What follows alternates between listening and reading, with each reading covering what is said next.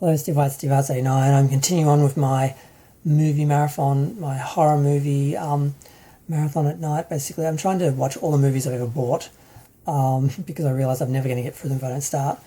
And evenings have just been horror every night. So now I have seen Prom Night. Obviously, I watched it back on video back in the day.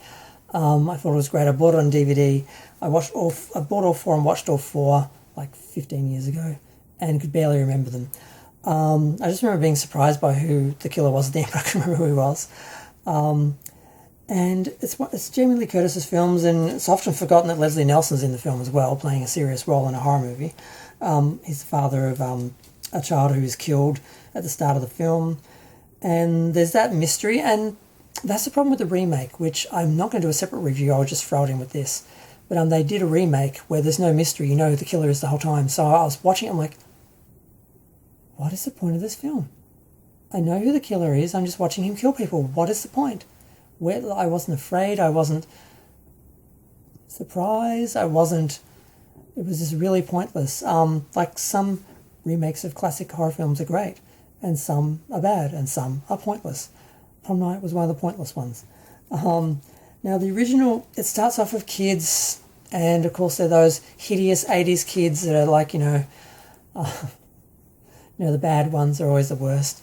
There's some kids going home. One goes into a building where these other kids are playing.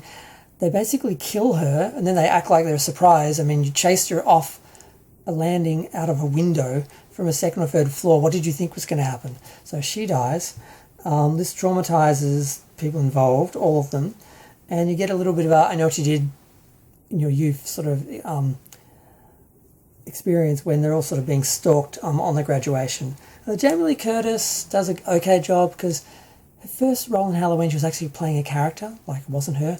And then every movie after that she's just playing Jamie Lee Curtis, thinking it's all about her.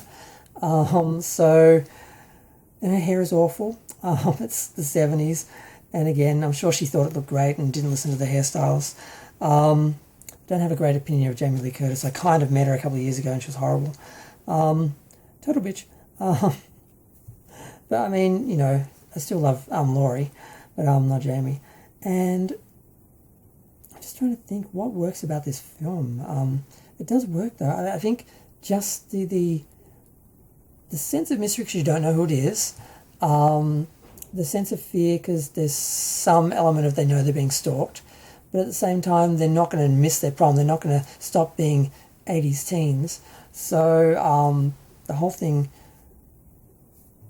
still works. There's some 70s leftovers in the fashion and that, which is fascinating to watch.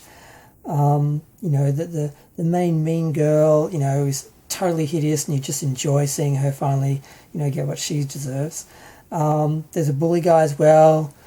He gets it. So all the people you hate get it, and for the most part, the people you want to survive, they don't want to give too much away in case you haven't seen it. But it's a classic. It works. Unfortunately, they didn't really follow through with any of the characters or anything from this film in the sequels. It really is just a matter of, well, let's just do another Prom Night and we'll just base it in the same high school and that'll be close enough to, put the brand on it and use the IP and do another one, and they did four of them. And if I remember correctly, they're all good horror films. They're all fine. But they don't take advantage of the history of the first film and the iconic nature of the first film, like the Halloween films and stuff like that. I don't know why they didn't do that. Obviously, they couldn't have the same killer, but they could have had elements. They could have made them more closely related. So that's the only thing that really sucks. And like I said, the remake, there's no mystery. You know who the killer is from the start. And I was just sitting there like, I was just like, what? So yeah.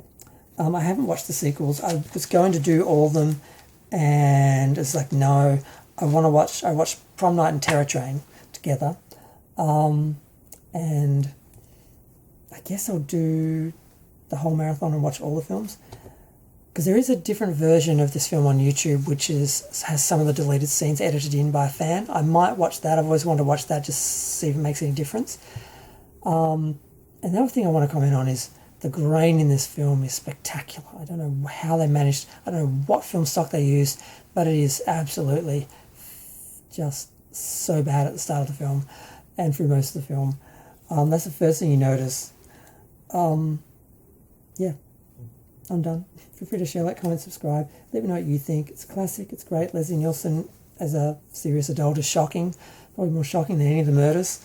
And yeah, glad I've got it. Glad it's part of my collection. We'll probably watch it again.